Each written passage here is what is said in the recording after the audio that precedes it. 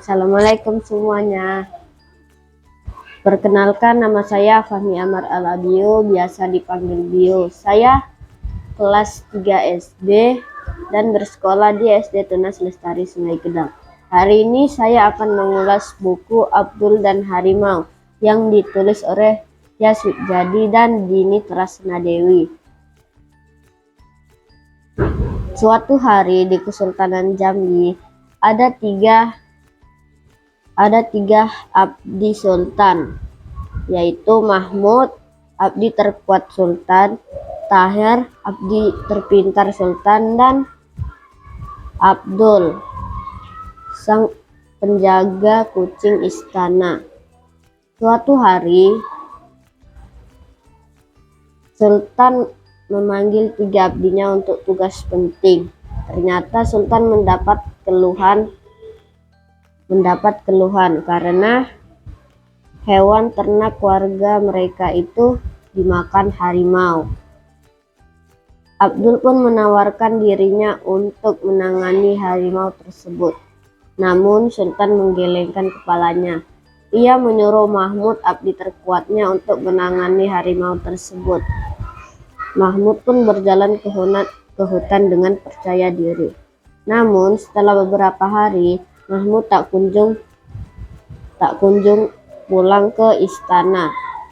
Sultan pun menyuruh prajuritnya menjemput Mahmud. Ternyata Mahmud sudah terluka parah di hutan situ.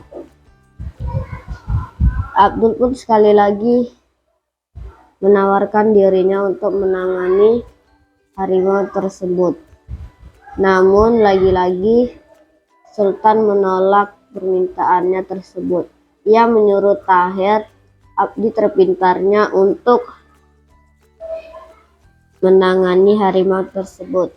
Tahir membuat beberapa jebakan di sana. Namun saking pintarnya harimau tersebut, harimau itu dapat menghindari semua jebakan yang dibuat Tahir. Abdul pun menawarkan dirinya lagi karena sudah tidak ada pilihan lain. Sultan pun mengiyakan permintaannya tersebut. Setelah beberapa hari ia mencari harimau tersebut, ia tak kunjung bertemu dengan harimau itu. Dia pun merasa lapar. Ia memanjat pohon durian yang kebetulan buahnya tidak terlalu tinggi.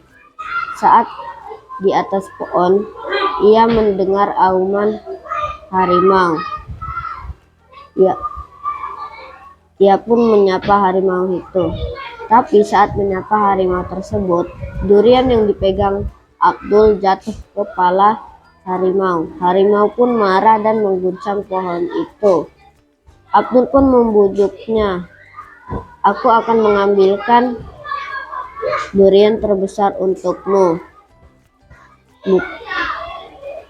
Tapi harimau tidak mendengar bujukan Abdul tersebut. Ia semakin kencang mengguncang pohon itu dan durian terbesar itu pun jatuh ke kepala harimau tersebut. Abdul pun merasa kasihan karena niat dia bukan untuk menyakiti harimau tersebut. Lalu ia berpikir, bukannya ini kesempatan emas untuk membawakan harimau tersebut ke istana. Namun harimau itu sangat berat. Saat Abdul memegang kepala harimau tersebut mengaum lemah. Karena kaget, Abdul melepaskan genggamannya itu. Harimau itu pun pingsan lagi. Abdul pun merasa iba kepada dia. Ia pun mencari obat-obatan yang bisa dia beri ke harimau tersebut. Namun harimau itu selalu menolak pertolongan yang diberikan Abdul tersebut. Abdul pun mengikatnya. Ia memaksa harimau itu untuk meminum obatnya.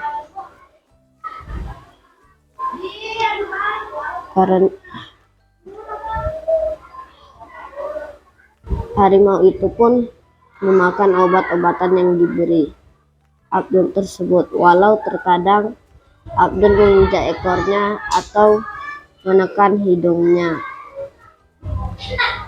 Sudah beberapa hari, Abdul selalu memakan buah-buahan yang dapat dimakan di hutan tersebut. Yang paling ia makan adalah durian. Ia mencoba memberi durian kepada harimau tersebut, namun harimau itu selalu menolak. Hari demi hari, Abdul menunjukkan betapa enaknya durian itu. Lalu harimau itu pun mencobanya, dan harimau itu ternyata suka. Lalu hari ke hari, harimau itu pun melepaskan ikatan yang diikat ke harimau itu. Walau dia sudah sembuh, tapi dia tidak sembuh sepenuhnya. Ia masih tidak bisa berjalan jauh. Karena Abdul tidak mau meninggalkan harimau itu, Abdul pun merawat harimau itu sampai ia sembuh. Saat ia sudah sembuh, Abdul pun berjalan ke istana. Lalu ia terkena jebakan yang dibuat Tahir. Ternyata ia bertemu lagi dengan harimau itu. Harimau itu pun melepas jebakan yang dibuat Tahir itu. Abdul pun jatuh dengan suara dentuman yang keras.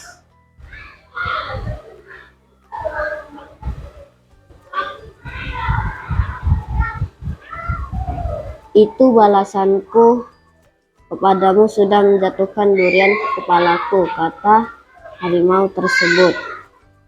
Namun aku belum bisa membalas kebaikanmu itu kepadaku. Lalu apa yang bisa kulakukan untuk membalas kebaikan itu? Tanya harimau itu. Abdul pun menyuruh harimau itu pulang bersama ke istana, tentunya dengan satu syarat. Sesampai di istana, warga di sana pun kaget, begitu juga Sultan. Sultan pun bertanya dengan Abdul, "Bagaimana kau bisa kembali dengan tidak ada luka sedikit pun?" Tanya Sultan. Abdul pun menjawabnya, "Itu sangat mudah." Terus Abdul pun bilang, agar harimau ini tidak memakan hewan ternak lagi, ada satu syarat, yaitu selalu memberikan durian ke hutan tersebut. Warga di situ pun mengiyakan permintaan harimau itu karena itu tidak terlalu sulit. Dan Kesultanan Jambi pun damai kembali. Menurut saya buku ini cocok untuk kalian baca. Dan pelajaran yang bisa diambil, jangan menilai orang dari luar saja. Dan jagalah temanmu sampai sembuh. Sekian, terima kasih.